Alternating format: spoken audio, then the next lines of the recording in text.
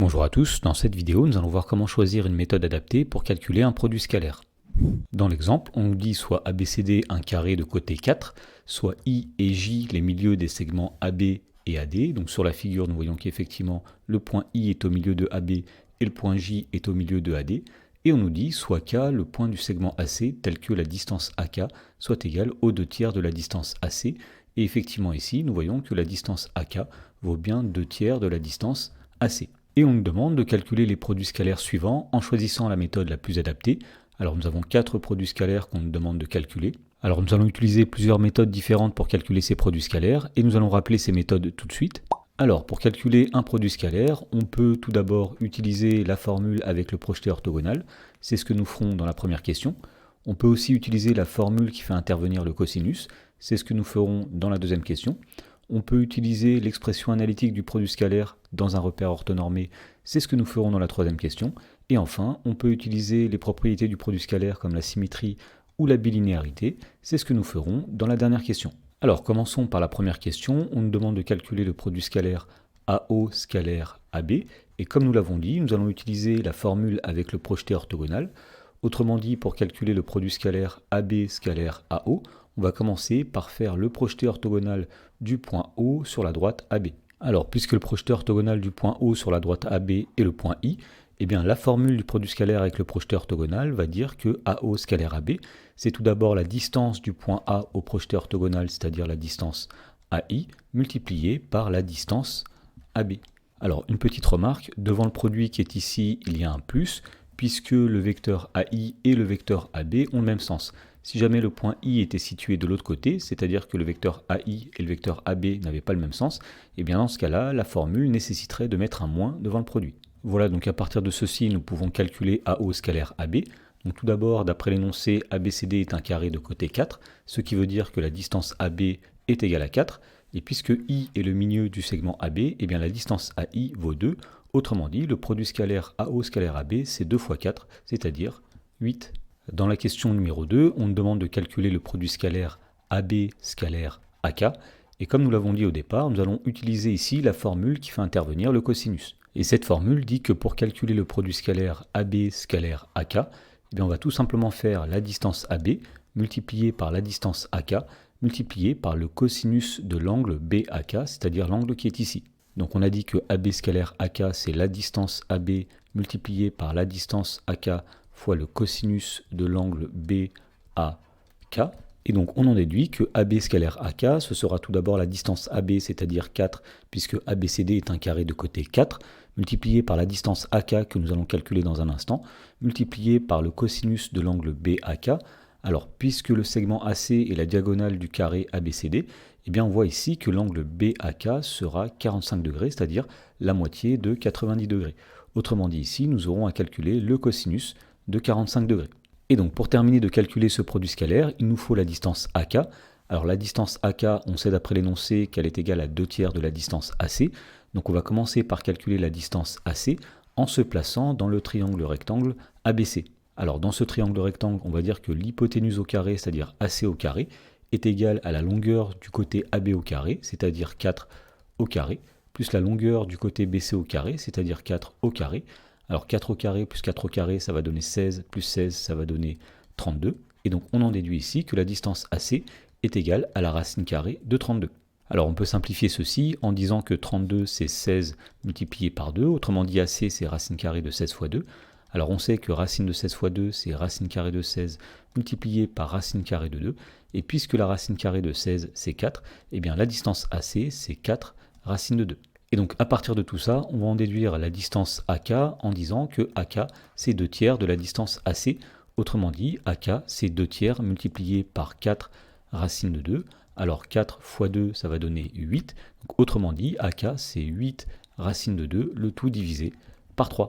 Voilà, donc on peut maintenant remplacer la distance AK par sa valeur, c'est-à-dire 8 racine carrée de 2 divisé par 3. Et donc pour terminer le calcul, il nous suffit de connaître ici le cosinus de 45 degrés. Alors l'angle 45 degrés en radian vaut pi sur 4, et on sait que le cosinus de pi sur 4, le cosinus de 45 degrés, c'est racine carrée de 2 sur 2. Autrement dit, AB scalaire AK, ce sera 4 multiplié par 8 racine carrée de 2 sur 3 multiplié par racine de 2 sur 2. Donc pour terminer le calcul, on va dire que racine de 2 multiplié par racine de 2, ça va donner 2. 2 divisé par 2, ça va se simplifier. Il va rester ici tout simplement 4 fois 8, 32 divisé par 3. Autrement dit, AB scalaire AK, c'est 32 tiers.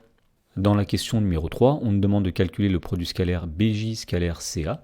Alors dans ce cas-là, nous voyons que ce produit scalaire n'est pas évident à calculer puisque on ne peut pas connaître l'angle entre les deux vecteurs, il n'y a pas de projection orthogonale facile à trouver, donc on va utiliser l'expression analytique du produit scalaire, et pour cela il va falloir se placer dans un repère orthonormé. Alors on va choisir un repère orthonormé, et on va faire en sorte que dans ce repère orthonormé, ABCD soit toujours un carré de côté 4, et donc pour cela on va couper le côté AB en 4 unités, on va couper le côté AD en 4 aussi, et on va définir le vecteur petit i qui est ici, le vecteur petit j qui est ici. Et on voit alors que le repère A, I, J est bien un repère orthonormé, puisque les vecteurs I et J sont des vecteurs orthogonaux, et puisque ce sont des vecteurs de norme 1.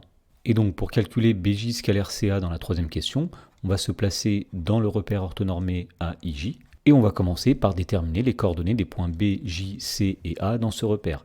Alors tout d'abord, les coordonnées du point A sont 0, 0, puisque A est l'origine du repère. Les coordonnées du point B, ce seront 4, 0, puisque pour aller de A à B, on va faire 4 fois le vecteur petit i et 0 fois le vecteur j. Ensuite, les coordonnées du point C, ce seront 4, 4, puisque pour aller du point A au point C, on fait 4 fois le vecteur petit i plus 4 fois le vecteur petit j. Et enfin, les coordonnées du point J, ce seront 0, 2, puisque pour aller du point A au point J, on fait 0 fois le vecteur i plus 2 fois le vecteur petit j. Voilà, donc maintenant que nous avons les coordonnées des points A, B, C et J, on va pouvoir déterminer les coordonnées des vecteurs BJ d'une part et CA d'autre part. Alors pour avoir les coordonnées du vecteur BJ, la formule nous dit qu'on va faire l'abscisse de J moins l'abscisse de B pour la première composante, l'ordonnée de J moins l'ordonnée de B pour la deuxième composante.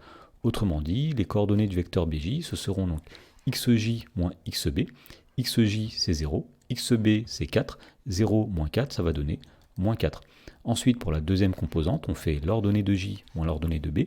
L'ordonnée de J, c'est 2, moins l'ordonnée de B, c'est 0. 2 moins 0, ça va donner 2. Ensuite, de la même façon, nous allons faire les coordonnées du vecteur CA. Autrement dit, nous ferons les coordonnées de A moins les coordonnées de C. Donc tout d'abord, l'abscisse de A, 0, moins l'abscisse de C, 4. 0 moins 4, ça va donner moins 4. Ensuite, si on fait l'ordonnée de A, 0, moins l'ordonnée de C, 4, on obtient aussi moins 4. Et donc à partir de ces coordonnées, nous allons pouvoir calculer le produit scalaire BJ scalaire CA en utilisant l'expression analytique du produit scalaire, puisque nous sommes dans un repère orthonormé. Alors l'expression analytique du produit scalaire va dire que pour calculer BJ scalaire CA, on va faire le produit des abscisses, c'est-à-dire moins 4 multiplié par moins 4, plus le produit des ordonnées, c'est-à-dire 2 multiplié par moins 4. Alors moins 4 fois moins 4, ça va donner 16. 2 fois moins 4, ça va donner moins 8. 16 plus moins 8, ça va donner finalement 8. Et enfin, dans la question numéro 4, on nous demande de calculer le produit scalaire CJ scalaire CA. Alors pour calculer le produit scalaire CJ scalaire CA, nous allons utiliser la bilinéarité du produit scalaire et on va commencer par décomposer le vecteur CJ grâce à la relation de Chasles.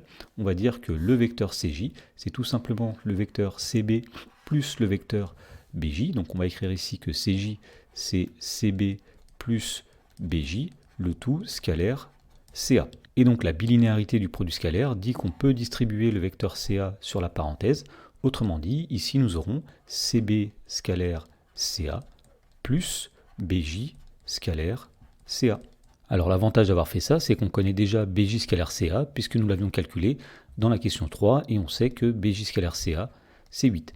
Donc il nous reste maintenant à calculer CB scalaire CA, donc le vecteur CB est ici, le vecteur CA est ici, et pour calculer ce produit scalaire, nous allons utiliser la première formule avec le projeté orthogonal.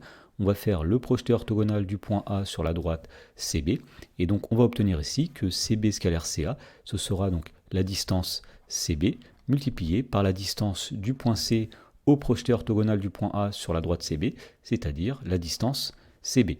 Donc le produit scalaire CJ scalaire CA, c'est la distance CB fois CB plus 8. Alors on sait que la distance CB est égale à 4 puisque le carré ABCD est un carré de côté 4. Autrement dit, CJ scalaire CA, c'est 4 multiplié par 4 plus 8. Alors 4 fois 4, ça va donner 16. 16 plus 8, ça va donner finalement 24.